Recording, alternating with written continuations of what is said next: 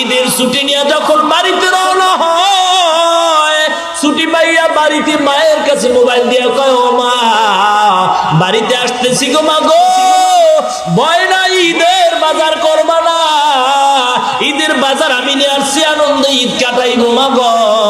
লঞ্চে যখন সদরঘাট থেকে রওনা হয়, নদীর ভিতরে গভীর রজনীতে তুফান শুরু হয়, লঞ্চ পানির তলে চলিয়া যায়। কোথায় গেল মা, কোথায় গেল বাবা, কোথায় গেল তোমার আনন্দের ঈদ? আল্লাহ পাক বলে, বান্দা কত মানুষ বাসের তলে পড়ে মারা যায়, কত মানুষ হুন্ডার তলে পড়ে মারা যায়, কত মানুষ পানিতে লঞ্চে ডুবিয়া মারা যায়, কত মানুষ ঘুমে করে মারা যায়। ও মুসলমান, দুনিয়া চিরদিনের থাকার জায়গা নয়। আল্লাহ পাক বলেন, বান্দা তোরে